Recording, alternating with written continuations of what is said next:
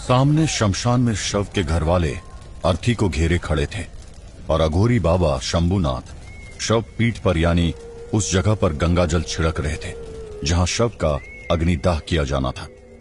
शव पीठ को शुद्ध करने के बाद शंभुनाथ अघोरी ने अपने कंधे पर टंगे बदरंग से थैले में से थोड़ा बहुत सामान निकाला और उसे शव पीठ के पास रखने लगे।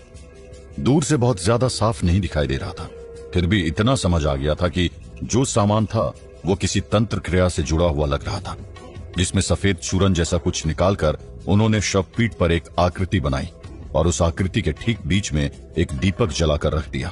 फिर किसी मंत्र को बुदबुदाते हुए वे शव पीठ की चारों तरफ गंगा जल का एक घेरा बनाने लगे।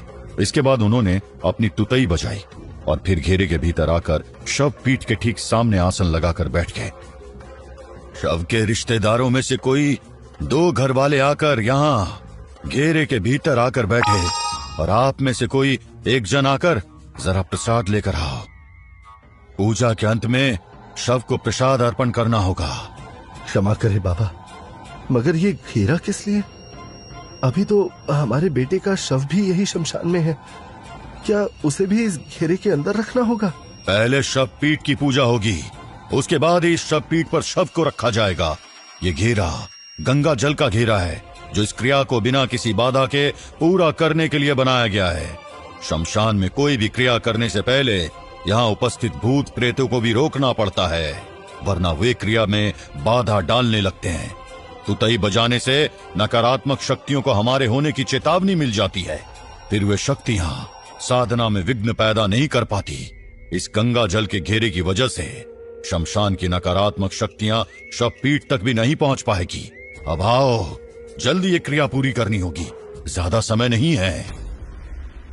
अघोरी बाबा की बातें सुनकर सभी लोग डरे सहमे से एक दूसरे को देखने लगे।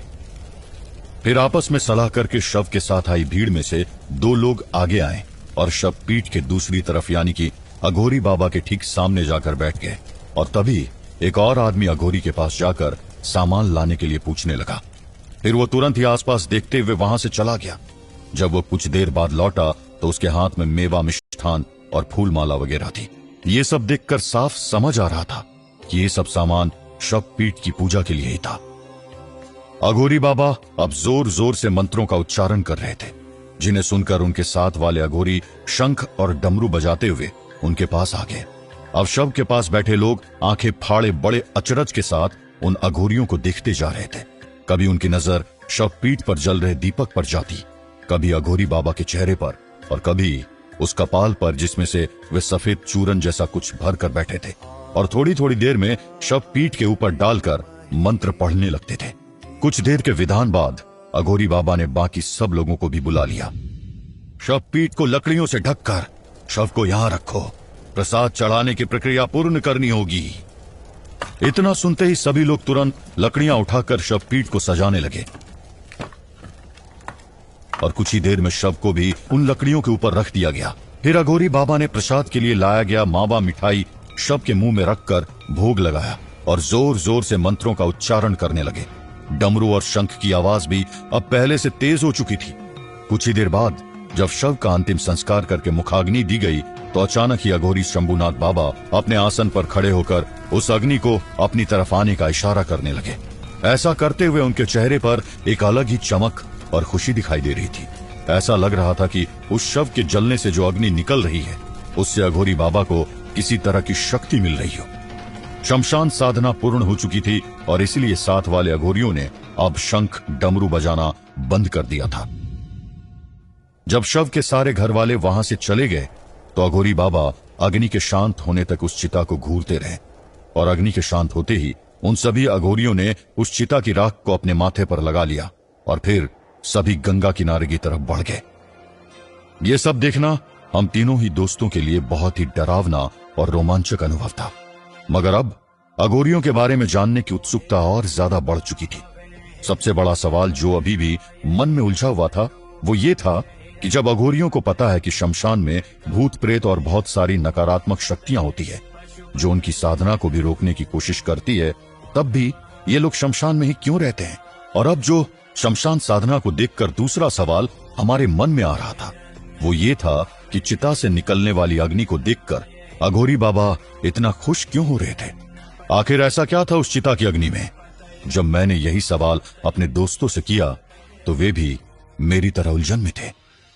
यार, मुझे तो समझ ही नहीं आया कि ये सब क्या था।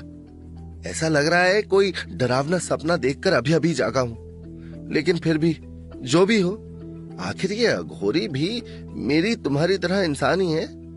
फिर कोई इंसान अपने मन की भावनाओं को इस हद तक कैसे काबू कर सकता है कि ना उसे डर लगे, ना उसे नींद आए और ना ही शव का मांस खाने में किसी तरह की घिन महसूस हो। बिल्कुल सही बात है। देखा नहीं, सर्दी गर्मी का भी कोई एहसास नहीं है उनको। कैसे पहले जलती चिता से मांस के टुकड़े उठा लिए और फिर अभी उसी चिता की आग को अपनी तरफ करने के लिए हाथ ही उस आग में कर दिया था। यार, मुझे तो लगता है कि इन अघोरियों के बारे में जानने के लिए हमें किसी ऐसे इंसान से मिलना चाहिए जो उनकी पूरी दिनचर्या जानता हो, तौर तरीके जानता हो। मगर अघोरियों के बारे में सब कुछ बताने वाला आखिर कौन हो सकता है? वो तो दिन के उजाले में छुपे रहते हैं और रात में मिलते भी हैं तो बस शमशान में। हम तीनों लोग ये सोच ही रहे थे कि हमारी नजर शमशान के एक कोने में बने टीन शेड पर पड़ी, जहां एक आदमी कंबल ओढ़कर चैन से सो रहा था। उसे देखकर मुझे याद आया, कहीं ये डोम राजा तो नहीं, जो शव के अंतिम संस्कार के लिए अग्नि का प्रबंध करते हैं और चिता शांत होने के बाद अस्थियां बीनते हैं। अगर सच में ये डोम राजा है तो इसे जरूर अघोरियों के बारे में पता होगा, क्योंकि अघोरियों के अलावा एक यही है जो रात के समय भी शमशान में रहता है। क्या सच में डोम राजा को अघोरियों के बारे में पता होगा? कैसे पता चलेगा अघोरियों के विचित्र व्यवहार के